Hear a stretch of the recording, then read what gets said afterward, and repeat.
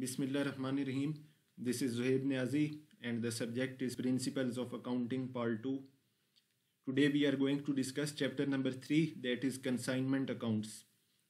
First of all, what is consignment? Consignment is an act of sending the goods by the owner to his agent, who agrees to collect, store and sell them on the risk and behalf of the owner on commission basis.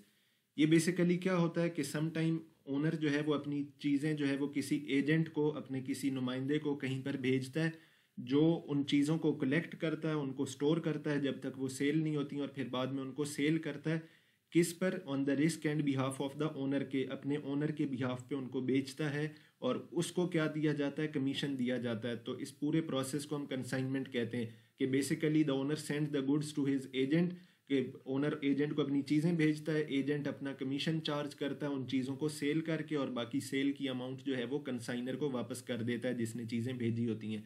तो इस पूरे process को जो है consignment कहते हैं। Now what is consignor and consignee? The person who sends the goods to another person for sale purpose is known as consignor. जो बंदा चीज़ें अपने एजेंट को भेजेगा वो बंदा कहलाएगा कंसाइनर, और जो एजेंट होगा जिसको चीज़ें भेजी जाएंगी, the person to whom goods are sent by consignor for sale purpose, उस बंदे को कहेंगे कंसाइनी। यानी कंसाइनर हो गया प्रिंसिपल जिसकी चीज़ें थी, और कंसाइनी हो गया एजेंट जिसको चीज़ें भेजी गई हैं सेल करने के लिए। फोर्थ इज कंसाइनमेंट इनवर्ड और fifth is consignment outward. What is the difference between two? When goods are sent by consignor to consignee, यानी कि जब चीज़ें कंसाइनर से कंसाइनी को जाती हैं तो it is known as consignment inward from consignee's point of view. क्योंकि कंसाइनी के पास चीज़ें आ जाती हैं तो उसके लिए वो कंसाइनमेंट इनवर्ड कहलाती है। और सिंपली इसी तरह ही जब कंसाइनर कंसाइनी को चीज़ें भेजता है तो वो कंसाइनमेंट आउटवर्ड कहलाती हैं कंसाइनर के पॉइंट ऑफ व्यू से, यानी भेजने वाले के लिए वो चीज़ें आउट होगी तो उसके लिए वो कंसाइनमेंट आउटवर्ड कहलाएंगी, और जिसके पास चीज़ें यानी कंसाइनी के पास आ रही हैं तो उसके लिए वो कंसाइनमेंट इनवर्ड कहलाएंगी। Next is define commission. अभी हमने ऊपर डिस्कस किया कि जब कंसाइनर अपनी चीज़ें कंसाइनी को भेजता है तो वो उसके लिए काम क्यों करता है? For commission. तो कमीशन क्या होता है? द रिम्यूनरेशन और रिवॉर्ड के वो मुआवजा जो क्या होता है, paid to the consignee by consignor, के कंसाइनी को दिया जाता है कंसाइनर की तरफ से फॉर सेलिंग हिज गुड्स, कि उसकी चीज़ें बेचने के लिए। तो सिंपल यानी कंसाइनर को जब कंसाइनी चीज़ें बेच के देता है तो वो अपना रिम्यूनरेशन या रिवॉर्ड या अपनी अमाउंट चार्ज करता है जिसको हम कमीशन कहते हैं। Seventh is define overriding commission. What is this? The remuneration reward paid to the consignee by consignor for his hard work and for pushing a new line of product in the market is known as overriding commission. ये वो extra commission होता है जो कि consignee को पे किया जाता है कंसाइनर की तरफ से जब कोई न्यू प्रोडक्ट जो है वो मार्केट के अंदर लानी होती है, और वो अपनी मेहनत के ज़रिए उस न्यू प्रोडक्ट को मार्केट के अंदर इंट्रोड्यूस करवाता है, उसकी सेल करवाता है, तो उसके लिए जो उसे कमीशन चार्ज, उसे जो कमीशन दिया जाता है उसको ओवररीडिंग कमीशन कहते हैं। Then is defined del creditor commission. अब ये लिखा हुआ है the extra commission which is paid by consignor to consignee if loss on account of bad debts is borne by him is known as del creditor commission. अब bad debts क्या होते हैं? आप लोगों ने फर्स्ट ईयर में final accounts में पढ़ा हुआ है कि ऐसा कर्जा जिसके मिलने की उम्मीद ना हो, that is known as bad debts. तो सम टाइम जो है वो कंसाइनी उधार पे चीज़ें अपने बिहाफ पे बेच देता है, मतलब कंसाइनर ने उसको नहीं कहा होता, वो खुद ही उधार पे चीज़ें बेचता है, और फिर जो बैड डेट्स का अगर कोई ख़तरा हो, यानी कि अगर कोई बंदा पेमेंट ना करे तो उसका नुकसान वो कंसाइनी बर्दाश्त करता है। तो इस केस में उसको एक्स्ट्रा कमीशन दिया जाता है जिसको हम डेल क्रेडियर कमीशन कहते हैं, कि वो अपनी जिम्मेदारी पे जो है वो उधार पे चीज़ें बेचता है, वो अपनी जिम्मेदारी पे बैड डेट्स का नुकसान भी उठा सकता है। तो इस नुकसान उठाने के लिए उसे डेल क्रेडियर कमीशन दिया जाता है। अब इसका मतलब ये नहीं है कि वो नुकसान उठा लेगा और उसके बाद उसको डेल क्रेडियर कमीशन दिया जाएगा। इसका मतलब ये है कि वो जिम्मेदारी लेता है उस उधार पे चीज़ें सेल करने के लिए, तो उसके लिए उसको कमीशन पे किया जाता है। Ninth is normal loss. The loss which occurs due to the natural causes is known as normal loss, के जो लॉस जो है वो कुदरती आफात की वजह से या कुदरती किसी वजह से हो जाए उसको नॉर्मल लॉस कहते हैं। जैसे normal leakage loss in weight due to nature of goods, के कोई चीज़ों की नेचर ऐसी हो कि उनका वेट कम हो गया और रास्ते में, तो कोई भी जो नेचुरल रीज़न की वजह से लॉस होता है that is known as normal loss. Tenth is define abnormal loss. The loss which occurs due to the fire, theft, accident और negligence etc. is known as abnormal loss, के जो भी आग की वजह से, चोरी की वजह से, एक्सीडेंट और कोताही की वजह से हो जाए तो उसको हम abnormal loss कहते हैं। For example loss by theft और loss by fire etc. Next is define proforma invoice.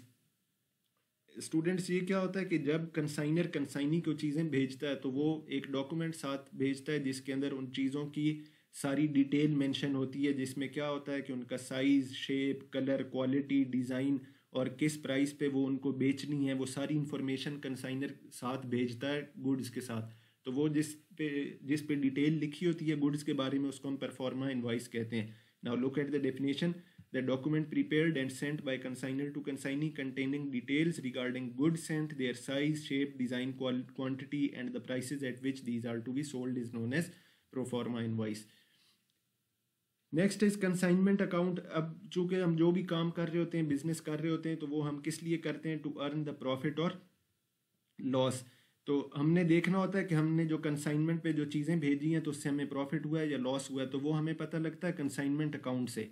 So it is a nominal account which is prepared to know the profit or loss on consignment, and all expenses and incomes related to the consignment are recorded on the debit। जितने भी खर्चे और incomes होती हैं वो हम debit और credit side पे इसकी रिकॉर्ड करते हैं और लास्ट पे देख लेते हैं कि इनकम की साइड बढ़ी है या एक्सपेंसेस की। It means that you have earned profit और you have earned loss on consignment. Then is account sales.